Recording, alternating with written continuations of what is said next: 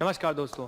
जैसा कि मैं आपके लिए हर हफ्ते में एक स्पेशल सीरीज लेके आता हूं जीएस की, उसी रिगार्डिंग मैं इस बार आपके लिए लेके आया हूं जो आरबीआई के थ्रू मॉनेटरी पॉलिसी का रिवीजन हुआ है।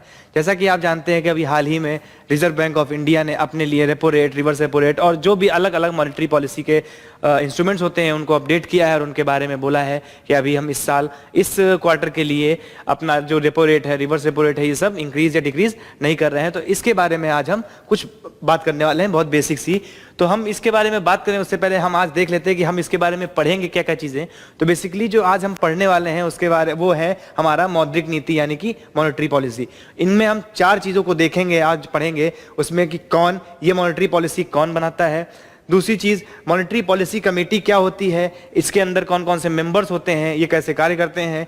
फिर मौद्रिक नीति के उपकरण क्या होते हैं, तो इनमें से हम सभी उपकरण नहीं उठा रहे हैं, लेकिन कुछ इंपॉर्टेंट जो बहुत इंपॉर्टेंट होते हैं उनकी बात हम करेंगे यहाँ पे, और हम इंस्ट्रूमेंट्स को देखेंगे और क्यों ये मौद्रिक नीति क्यों बनाई गई है और इसका कार्य कैसे कार्य करेगा, हम इसके बारे में जानेंगे। तो चलिए शुरू करते हैं अपने इस वीडियो को और आगे बढ़ाते हैं अपने सेशन को और देखते हैं कि आखिर मौद्रिक पॉलिसी या मौद्रिक नीति कौन बनाता है। तो मौद्रिक नीति को बनाने का जो कार्यभार दिया गया है वो हमारे रिजर्व बैंक ऑफ इंडिया को दिया गया है, जिसको आरबीआई एक्ट 1934 के अंतर्गत यह जिम्मेदारी दी गई है कि reserve bank of India Bharat के लिए इन्फ्लेशन टारगेटिंग का काम करेगा और इसको जो मुद्रास्फीति है उसको नियंत्रित करने के लिए मॉनेटरी पॉलिसी को रेगुलेट करेगा, उसको एग्जामिन करेगा टाइम टू टाइम। तो इसके लिए आरबीआई को आरबीआई एक्ट के अंतर्गत यह जिम्मेदारी मिली हुई है। आरबीआई को ये मौद्रिक नीति की जो जिम्मेदारी दी गई, इसमें एक कमेटी बनाई गई जिसको मॉनेटरी पॉलिसी कमेटी कहा जाता है। इस मॉनेटरी पॉलिसी कमेटी में लगभग 6 मेंबर होते हैं, जिनमें 3 आपके आरबीआई के मेंबर्स होंगे और 3 भारत सरकार द्वारा नामित 3 मेंबर्स वो होंगे। उनमें से अगर हम बात करें कि वो मेंबर्स कौन कौन से होंगे, तो आरबीआई एक्ट 1934 के अंतर्गत जो एमपीसी कमेटी के अंदर मेंबर होंगे उनका नाम मेंशन है। उसमें सबसे ऊपर आपका आरबीआई गवर्नर रहेगा, जो कि एक्स ऑफिशियो उस कमेटी का चेयरमैन भी रहेगा। उसके बाद डिप्टी गवर्नर रहेगा। डिप्टी गवर्नर के बाद एक और मेंबर जो कि नामित किया जाएगा गवर्नर द्वारा आरबीआई का, वो रहेगा। साथ ही साथ 3 अलग मेंबर्स रहेंगे जो भारत सरकार द्वारा नामित किए जाएंगे उस मॉनेटरी पॉलिसी कमेटी के लिए।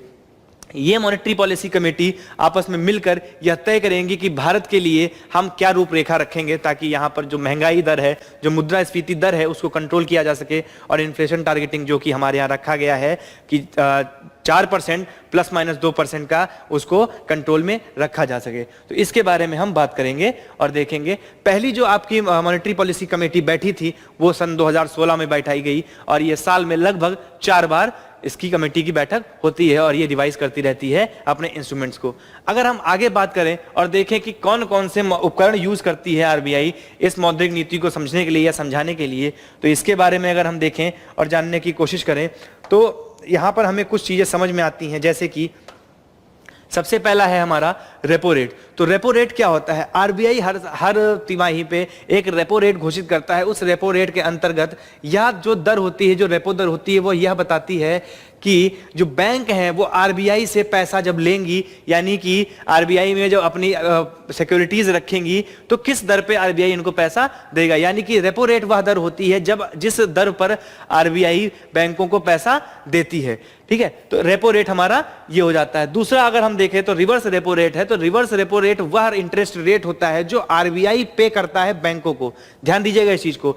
यहां पर कौन पे कर रहा है? जो इंटरेस्ट रेट है ये दरअसल जब आरबीआई से पैसा बैंक लेती है तो ये इंटरेस्ट रेट लगाती है आरबीआई का, हम इतने इंटरेस्ट रेट पर आपसे पैसा लेंगे। यानी कि जो छोटी बैंक है, जो प्राइवेट बैंक है, वो यहां से पैसा उठा रही है। ठीक है, तो ये आपका रेपो रेट हो जाता है। लेकिन रिवर्स रेपो रेट क्या होता है? ये एक तरह से रिवर्स मैकेनिज्म है इसका। अर्थात इसमें आरबीआई क्या करती है? एक रिवर्स रेपो रेट रखती है और ये बैंकों को जब मार्केट में पैसा ज्यादा हो जाता है तब ये बैंकों को बताती है कि अगर आपको क्या करना है, पैसा वहां पर वापस खींचना है मार्केट से, तो आरबीआई क्या करती है? रिवर्स रेपो रेट को बढ़ा देती है या जो भी अपने हिसाब से उसको ठीक लगता है। तो आरआरआर यानी रिवर्स रेपो रेट में वो क्या करती है कि ये बैंकों से पैसा वापस खींच लेती है और उनको प्रोत्साहित करती थी कि आप मार्केट में कम पैसा रखें क्योंकि वहां से ज्यादा इंटरेस्ट रेट आपको यहां पर मिल रहा है। तो ये एक तरह से लिक्विडिटी बढ़ाती है मार्केट में और ये एक तरह से लिक्विडिटी कम करने का संसाधन हो सकती है।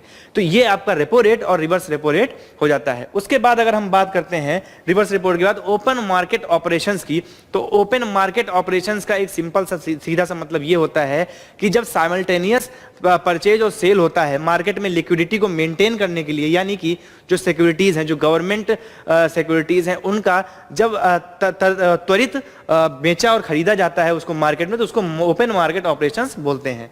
इसका कार्य होता है हमारे यहाँ पर मैच करने, हमारे यहाँ जो मार्केट है उसमें लिक्विडिटी को मेंटेन करने का। तो ये एक इंपॉर्टेंट इंस्ट्रूमेंट भी माना जा सकता है। अगर हम अगले की बात करें और देखें कि अगला हमारे लिए कौन सा इंपॉर्टेंट है, तो इसमें अगर अगला हमारा आता है कैश रिजर्व रेशियो। तो कैश रिजर्व रेशियो क्या होता है? तो इसके अंतर्गत आरबीआई ये कहता है कि आपके पास जो भी आपका net demand and time liabilities हैं, आपके पास टोटल डिमांड और टाइम लायबिलिटीज हैं। डिमांड एंड टाइम लायबिलिटीज क्या होती हैं? तो ये वह देनदारी होती हैं बैंकों के ऊपर जो उन्होंने पब्लिक से डील करते वक्त कैश में ली हैं। तो इसका कुछ भाग जो आरबीआई समय समय पर निश्चित करता रहता है, उस कुछ भाग आपको आरबीआई में रखना पड़ता है कैश रिजर्व रेशियो के रूप में। ये सब इंस्ट्रूमेंट्स लगाए जाते हैं ताकि मार्केट में बैलेंस बना रहे, मार्केट में लिक्विडिटी का फॉर्मेशन रहे। तो कैश रिजर्व रेशियो को टाइम टू टाइम आरबीआई घोषित करती है और उसका यूज करके वो बैंकों से कहती है कि जो आपका टोटल एनडीटीएल है, total net demand time liabilities है, उसको मेंटेन, उसके हिसाब से आप एक पर्टिकुलर रिजर्व रेशियो का आप आरबीआई में रखिए। तो कैश रिजर्व रेशियो को भी इस तरह से यूज करती है। दूसरा आपका आ जाता है स्टैट्यूटरी लिक्विडिटी रेशियो, यानी वैधानिक तरलता अनुपात। तो स्टैट्यूटरी लिक्विडिटी रेशियो जो आपका एसएलआर होता है, इसके अंतर्गत आरबीआई आपसे कहता है कि आपके पास जो टोटल एसेट्स हैं जो लिक्विड फॉर्म में है, आपके पास गोल्ड है, कैश है, जो भी है, उसका एक पर्टिकुलर और फिक्स्ड रेशियो आप अपनी सेफ में रखिए, अलग से मेंटेन करके अपने एनडीटीएल के हिसाब से। ठीक है, तो यहां पर आपका रिजर्व कैश रिजर्व रेशियो में आरबीआई के पास रखना होता है और स्टैट्यूटरी लिक्विडिटी रेशियो में आपको कहां पे रखना होता है? तो ये जो आपका एसएलआर होता है ये आपको बैंकों को अपने पास खुद की सेफ में रखना होता है, ताकि अगर जरूरत पड़ती है या कभी ऐसा कुछ होता है कि बैंक में कुछ क्राइसिस आती है तो उसका यूज करके एटलीस्ट जो लायबिलिटीज हैं उनको फुलफिल किया जा सके, यानी उनको प्रॉपर तरीके से समझाया जा सके, संभाला जा सके। जो हमारा यहां पे हम आखिरी बात करेंगे, लास्ट टॉपिक की बात करेंगे, बाजार स्थिरीकरण योजना, यानी कि मार्केट स्टेबलाइजेशन स्कीम। तो इसके अंतर्गत क्या होता है कि जब मार्केट में ज्यादा पैसा हो जाता है, जब लिक्विडिटी बहुत बढ़ जाती है और जब ज्यादा पैसा होने की वजह से इन्फ्लेशन रेट बढ़ जाता है, तो कहीं ना कहीं आरबीआई ये कोशिश करता है कि हम शॉर्ट डेटेड सिक्योरिटीज को बेचे, यानी यहां पर उसका जो टारगेट रहता है वो शॉर्ट डेटेड सिक्योरिटीज रहता है, यानी कि जो कम समय अवधि के लिए शॉर्ट डेटेड सिक्योरिटीज रहती हैं। ठीक है, तो कम समय अवधि के लिए जो सिक्योरिटीज रहती हैं उनको बेचता है और वहां से मार्केट में जो पैसा एक्स्ट्रा हो जाता है उसको एब्जॉर्ब कर लेता है, उसको अपने समाहित कर लेता है, ताकि जो इन्फ्लेशन रेट है वो कंट्रोल में रहे और वो एकदम से भागे नहीं। तो यह आप समझ सकते हैं कि ये कुछ मेन इंस्ट्रूमेंट्स हैं जिनका प्रयोग करके आरबीआई भारत में इन्फ्लेशन यानी कि मुद्रास्फीति की दर को कंट्रोल करता है और बहुत ही अच्छे से सुनिश्चित करता है कि भारत में महंगाई की मार इतनी ना पड़े कि वो बेकाबू हो जाए। अगली चीज हम देखें यहां पर, तो प्रोसेस क्या होता है? तो प्रोसेस ये होता है हमारा कि जो एमपीसी होता है वो साल में कम से कम 4 बार बैठक करती है। साथ ही साथ जो एमपीसी का कोरम होता है वो लगभग मिनिमम 4 सदस्यों का होता है, यानी कि एमपीसी की बैठक तभी पूरी मानी जाएगी जब मिनिमम 4 सदस्य होंगे उसमें। और एमपीसी के प्रत्येक सदस्य का प्रत्येक वोट होता है, यानी कि एमपीसी के किसी भी सदस्य का डबल वोट नहीं होता है। लेकिन अब बात आती है, मेंबर 6 हैं और वोट सबका एक एक है। अगर ऐसा हो कि 3-3 मेंबर वोटिंग कर दे तब, तो उस केस में अगर वोटिंग टाई होती है तो उस केस में जो निर्णायक वोट होगा, जो कास्टिंग वोट होगा, वो आपका आरबीआई के गवर्नर का होगा। अर्थात यहां पर आरबीआई के गवर्नर को as a chairman of the committee ये पावर मिला हुआ है कि वो एक्स्ट्रा वोट कर सकता है। किस केस में? किस केस में करेगा ये काम? वो इस केस में काम करेगा जब वोटिंग में टाई हो जाए, जब वोटिंग में बराबर मेंबर्स बराबर वोटिंग करें। तो यह कुछ बेसिक थे आपके मॉनेटरी पॉलिसी कमेटी को लेके, यानी कि आपकी मौद्रिक नीति के लिए जो कमेटी बनती है उसके बारे में कुछ बेसिक इंफॉर्मेशन थी। उम्मीद करता हूं मैंने इसमें आपके जो बेसिक छोटे से कंफ्यूजन होते हैं मॉनेटरी पॉलिसी कमेटी को लेके, या कब बनी, इसका कार्य क्या होता है, इसमें मेंबर कौन होते हैं, इनकी वोटिंग प्रोसेस क्या होता है, मैंने आपको दूर करने की कोशिश की है। इसकी पीडीएफ आपको हमारे टेलीग्राम चैनल पर उपलब्ध हो जाएगी।